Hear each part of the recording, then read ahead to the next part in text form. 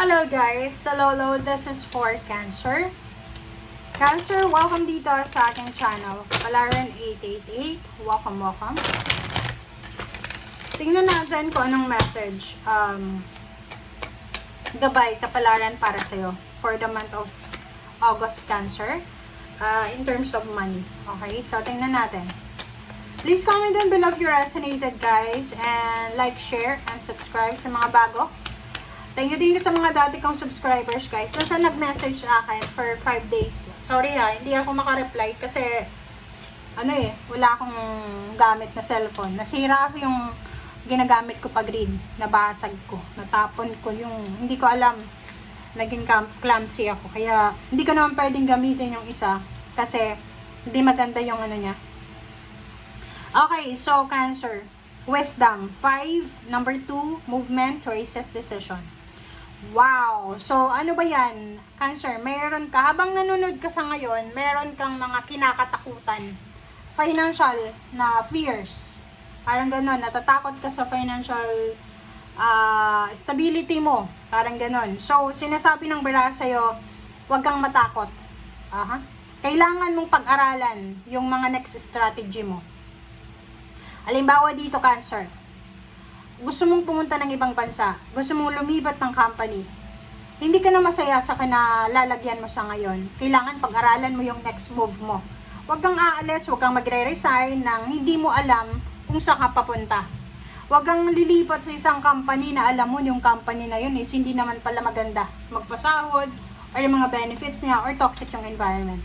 So, sinasabi ng bara sa'yo, ano man ang plano mo, plano mong mag-relocate, because of job, career, business, plano mong magpakasal, kailangan mo ng pera pag magpapakasal, syempre, lahat ng klase, lahat ng plano mo na may involved na pera, kailangan mong pag-isipang mabuti. Kailangan mong pag-aralan, kailangan mong alamin kung ano yung mga pros and cons na.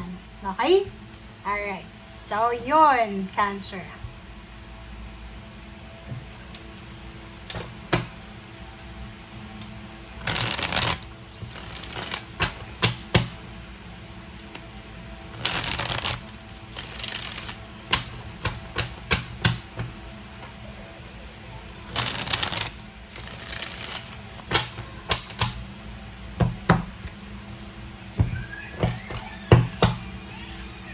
Okay. First two cards natin is the Moon and 7 of Cups. 7 of Cups and the Moon. So, sa nakikita ko talaga sa'yo dito, ito yung ito yung parang,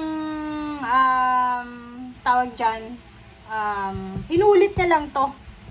Diba? Confirmation of the first two cards. Nasabi dito, etong 7 na to, 7 of Cups, this one to. Yung mga choices and options mo, decision mo sa buhay, natatakot ka na baka mali yan, baka obsessed ka lang, or basta marami kang kinakatakutan. Siguro marami kang mga mistakes and errors, failures na nangyari sa past, na dala-dala mo siya hanggang sa ngayon. Kumbaga traumatic na yun sa'yo. So, sa nakikita ko sa'yo dito, yun yung pakiramdam mo. Isang napakabilis na tulong ang kailangan mo ba? O isang napakabilis na tulong ang darating sa'yo, o isang napakabilis na tulong ang kailangan sa'yo. So, tatlo yan. Okay? So, please comment down below. Mabilisan siya. Unexpected. So, magic siya. So, pwedeng milagro siya. Like for example, kung kailangan mo ng tulong, hindi mo inaasahan na parang milagro siya na darating agad-agad sa'yo. Okay? Trabaho.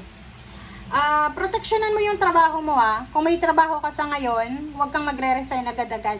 Proteksyonan mo yung kung ano yung kinikita mo, kung saan ka kumikita ng pera, ano ba yung source of income mo, source of financial mo. Paghandaan mo siya, kumbaga, wag mo naka-reverse siya. 'Di ba? Sabi ng bara sa'yo dito, wag kang basta-basta magta-travel, wag kang basta-basta magmadali na lumipat, umalis, parang ganon. Doon sa mga Cancer na plano nyong mangibang bansa, first timer kayong maging OFW, pag-isipan nyo ng kasi pwedeng wala kayong pera, tapos mangungutang kayo, Tapos may scam pa kayo ng mga agency. So you need to be careful. Sabi ng baraha sa'yo dito, kung wala kang pera, huwag magmamadali na pumuntang ibang bansa. Okay? Huwag makipagsapalaran kung walang pera. Walang panggastos.